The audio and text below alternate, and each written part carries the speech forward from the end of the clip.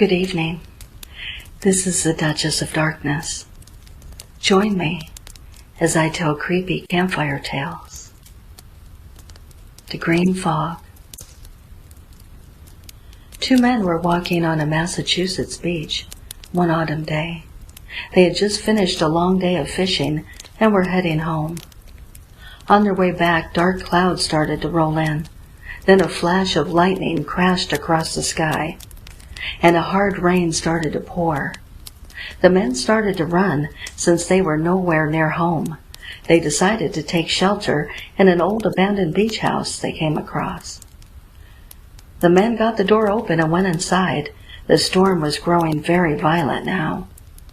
It was so dark, and all that could be heard was the hollow wind blowing all around them. The men were shivering, chilled to the bone. They walked over to the fireplace and struck up a fire. "That's much better," one of the men said. The other agreed. They put their things down on the ground and sat in front of the fireplace to wait out the storm. There wasn't much left of the place. A couple pieces of covered furniture, and that's about it. Nobody had been here in years. It was eerily quiet. So one of the men brought out a radio and said, "Let's turn on the game. That'll give us something to do while we wait." The other agreed. They were about 30 minutes into the game when one of the men got up to look out the window to see if the storm had improved. It hadn't. But as he looked down, he could see a strange green fog approach the house from the beach. He stepped back from the window and sat back down by the fire. He thought it looked strange, but didn't tell his friend. It was just fog after all, he thought. Just then a loud crack of lightning flashed through the house, emanating a green hue from the fog. A strong gust of wind blew down the fireplace and snuffed out the fire. The men both had a shiver run down their spines. The radio started to crackle in and out. The sounds of the ball game were fading in and out, with the voice of a woman saying, "Can you help me? Please help me. Can you help me, please?" Just then another loud crash of lightning filled the air, and a woman's voice screamed out in pain from upstairs. The two men looked at each other, trembling in fear. They heard what sounded like a woman being stabbed to death on the radio. Then one of the men felt something drip on his cheek. He looked up, and it was a pool of blood seeping from the floorboards. "Holy shit! What the hell is going on here?" one of the men said. Before his friend could reply, a door violently swung open and crashed against a wall upstairs. The two men got up and stood at the bottom of the stairs to see what was up there. They heard heavy boots walking across the upstairs hall. Then a loud thud hit the ground, and then a wet, dragging sound followed behind it. One of the men shouted, "Who's up there? Leave us alone. We have a gun. We'll shoot you." The other man whispered, "Why did you say that? We don't have a gun." "I know, but he doesn't know it," his friend said. It was silent now, both men still looking upstairs, when the radio in the living room started to crackle. It was the woman. "Why didn't you help me? Why wouldn't you help me?" Then, from upstairs, they heard a man's soft, maniacal laugh, and boots walking down the stairs, dragging what sounded like a body behind him. But nothing was there. No man. Nothing. The sounds were getting closer. It was almost on top of them now. One of the men saw a trail of blood coming down each step as a thud hit each floorboard. The footsteps reached the bottom of the stairs. The two men looked at each other, trembling, then looked back in front of them, when they heard a low, evil growl.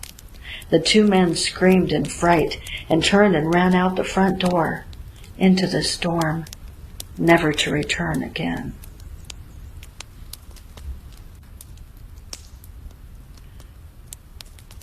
The Lady in the Portrait. A portrait of a lady hung over the hearth. It was part of an assortment of antique trinkets left behind by the previous owners. She was beautiful. She sat in a wooden chair hands folded delicately on her lap. Her skin was porcelain pale, framed by brown hair tied up in an elegant bun. Her brown eyes sparkled with desire, and her pink lips tilted up at the corners in a graceful smile. But despite how stunning it was, it made her uneasy. Ever since she moved in, she had the strange feeling of being watched. It was almost as if the lady's eyes followed her across the room. At one point, she swore she saw her head change positions. She tried to take it down, but it was like it had melted to the wall. No matter what she did, it wouldn't budge. And there had also been an unusual number of bugs appearing in the house. They were everywhere, but she noticed that they tended to show up near the portrait. That night she had a horrible nightmare. When she woke, she could not remember what it was, but it must have been terrible, as the sheets were soaked in sweat and her tongue was dry as sandpaper. She decided to go get a glass of water from the kitchen to quench her thirst and clear her head. However, it was midnight, and she could not turn on any lights and risk waking her wife, who was sleeping soundly beside her. So she instead grabbed her phone from the bedside table and turned on the flashlight, tiny light piercing through the thick darkness. She groped her way to the kitchen. Crunch! She grimaced, gross. She pointed her light at the floor to see what she had stepped on and blanched. There were thousands of bugs squirming on the floor, covering the kitchen tile with inky blackness. She felt them crawl over her bare feet and gagged. Once she had composed herself, she realized that they were all heading in the same direction. Her previous suspicions were proved right when she saw that they had all swarmed to the portrait. That's when she noticed that the portrait itself had changed. The lady had gotten up from her chair to stand in the middle of the frame. Her skin was now a sickly grayish white. Her eyes had turned a sightless white, dripping blood down her face and staining her smile that stretched unnaturally from ear to ear. The lady turned her head toward the girl and smiled wider. She dropped her phone in shock, clattering to the floor and cracking the screen. She soon followed after. When she came to, she saw her wife peering down at her with a worried look on her face. She sat up and noticed that the portrait had returned to normal, except the frame seemed looser. Standing up despite her wife's protest, she walked over to the portrait and grabbed the frame. To her surprise, she was able to take it off the wall with ease. The moment she did, a wave of bugs spilled out of the wall, skittering away. Once they had cleared, she peered inside the wall that they had emerged from and gasped. Inside was a dead body. Its eyes, nose, and lips were missing, exposing rotten teeth, its decaying skin peeling off bones. But despite the state of the corpse, she was able to recognize it. How could she forget? It was the face of the one who had been watching her the whole time. It was the lady in the portrait.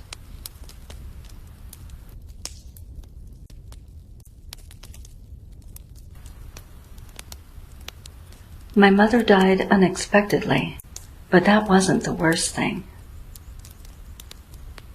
My mom died quite suddenly and unexpectedly of a hospital infection about 4 months ago. But that, if you can believe it, wasn't the worst thing. Nor was the fact that her younger sister, my aunt, took up with Dad less than 2 months after her death. The worst was yet to come. It started on a dull evening. I just had supper with my aunt and Dad, barely tolerating her bright, friendly chatter about school. I went upstairs to my room as soon as I could to do my homework. I stared at my laptop screen, pretending to look at my assignment, but in reality I was swimming in grief and missing Mom. I couldn't concentrate on anything since she died. I minimized the assignment tab and looked at the photo I used as background. It was taken a few years ago, a happy family occasion. My mom and aunt sitting side by side, so like yet unlike. My dad next to Mom, and I was leaning against him. All of us were smiling. Mom had both her arms stretched out around her sister and her husband. The chat box in the bottom left-hand corner of my screen began flashing. I was mildly surprised.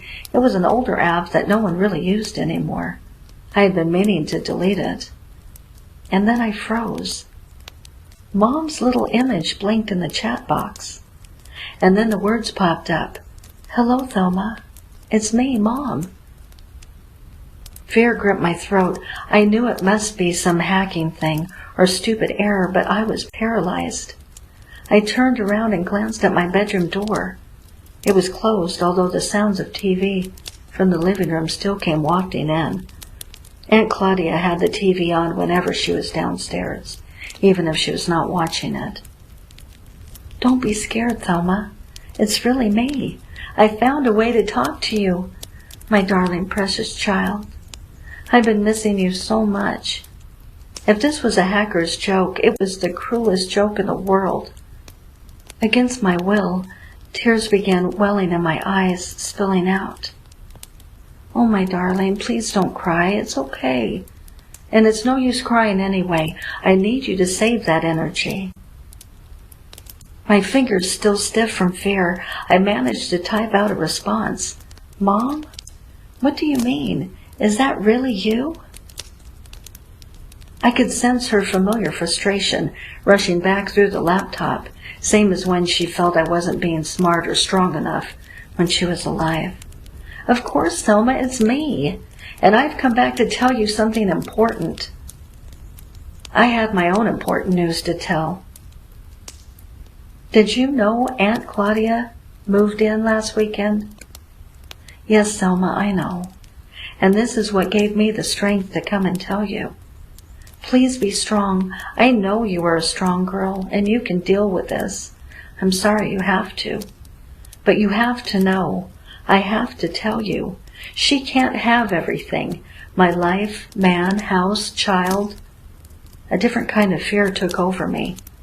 "Mom, what do you mean?" "Thelma, I'm sorry to put this on you like this.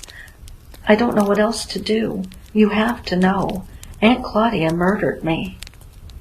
The bottom of my world gave way as I dropped into a dark hole of dread and fear.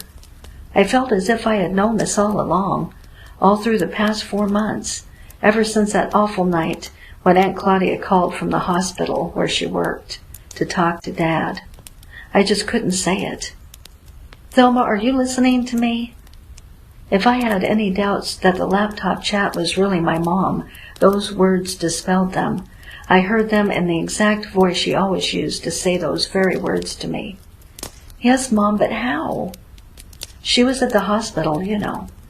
When I went in, she wasn't on my floor, but it was very easy for her to arrange for me to pick up an infection." "Thelma!"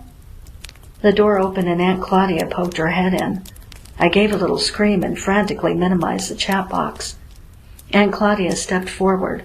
"Oh, honey, you look like you've seen a ghost. Are you okay?" Wordlessly, I nodded. Aunt Claudia sighed. "Thelma, sweetheart, I miss your mom too. But this moping isn't doing you any good. It's hurting your dad, you know. Do you want him to suffer more?" I shrugged. I couldn't speak. I looked up at her. The light was odd on her face. She looked more like Mom than ever before, but also not. "And these clothes, Thelma." She reached out and touched my black sleeve, and I flinched back as though she had hit me. She frowned, and for an instant I thought she was actually going to slap me. But then she smiled and said, "I know girls your age like to wear black all over, but what do you say me and you have a trip to the mall and pick you up some nice new gear? On me. Come on, sweetheart. It will be so much fun." I shook my head furiously. Tears of rage, grief, and fear splattered out. Aunt Claudia began again. "Oh, Thelma." But then she stopped and went quiet. I looked up at her face. She was pale and had a horrible expression. She was staring at my laptop. I followed her line of sight, turning around to look at my screen. The photo had changed. There was a new photo in background, showing Mom seemingly asleep in a hospital bed, and Aunt Claudia by her side bent over her. Aunt Claudia seemed to jolt into life, her face twisted into a terrible snarl. She screamed, "Are you playing tricks on me?" And she lunged towards me. I cringed back in my chair, raising my hands to defend myself against her onslaught. But before she could even touch me, a bolt of electricity sprang out of the laptop, hit her square in the chest, and she dropped dead to the floor. I shrieked in terror. Dad and I had to move from that town. Losing 2 wives in 4 months isn't a good look for anyone. Even though the police combed through our statements and the laptop and the electricity up and down, they eventually had to put it down to a freak accident, which happened when I asked my aunt for help to get my laptop working. Dad never remarried, and I never heard from Mom again.